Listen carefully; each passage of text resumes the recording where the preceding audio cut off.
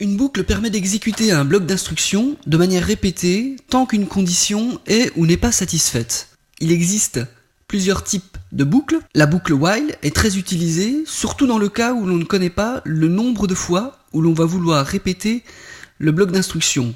Par exemple, lorsque l'on récupère des enregistrements dans une base de données et qu'on ne connaît pas justement le nombre de ces enregistrements. J'ai ici un code d'exemple.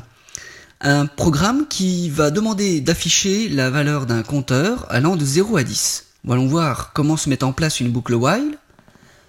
J'initialise ici la variable compteur avec la valeur 0 et je crée ici ma boucle while. Donc vous voyez ici mon instruction while, entre parenthèses la condition à satisfaire pour pouvoir exécuter le bloc d'instruction qui suit entre ces deux accolades. La condition étant que compteur doit être strictement plus petit que 10.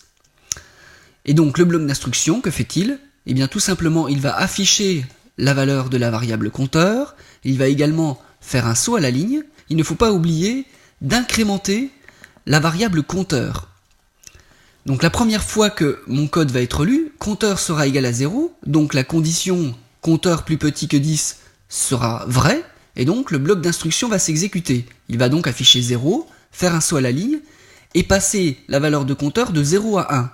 Puis il va revenir à l'instruction while, retester la condition, compteur sera égal à 1, donc 1 est bien plus petit que 10, il va donc réexécuter ce bloc d'instruction-ci. Il va afficher 1, faire un saut à la ligne, et passer compteur à 2, etc.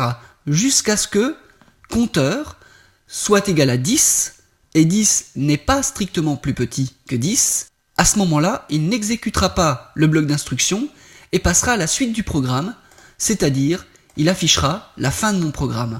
Nous allons exécuter ce code dans notre navigateur. Je lance donc mon fichier while.php. Je constate l'affichage de mon compteur de 0 à 9. La valeur 10 n'est donc pas affichée, puis j'affiche mon message de fin. Il est possible de forcer la sortie d'une boucle grâce à l'instruction break que nous avons déjà rencontrée avec l'instruction switch. Je pourrais, par exemple, demander de forcer la sortie de ma boucle while quand mon compteur arrive à la valeur 5.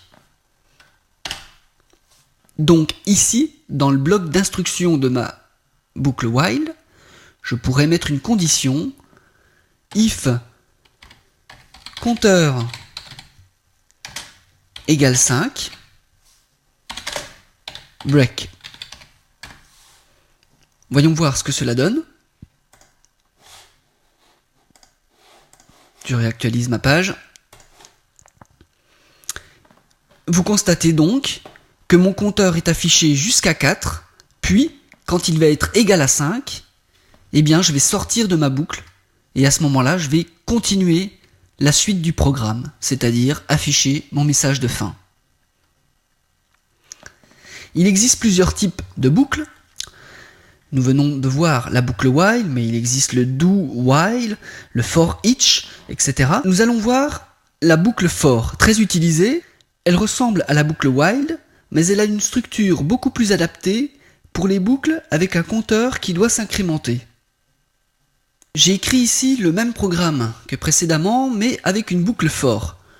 Vous constatez qu'en fait, la structure est beaucoup plus simple.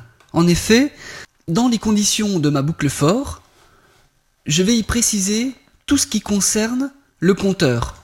Je vais initialiser mon compteur à 0, je vais préciser que la boucle for doit s'exécuter tant que la condition compteur est strictement plus petit que 10, et je vais préciser également la manière d'évoluer de la variable compteur, une incrémentation de 1 en 1. Puis, comme tout à l'heure, entre mes accolades, je vais y glisser mes instructions, afficher le compteur et faire un saut à la ligne. Puis, comme dans mon autre programme, j'afficherai un message une fois que je serai sorti de ma boucle. Exécutons ce programme. Le résultat est identique.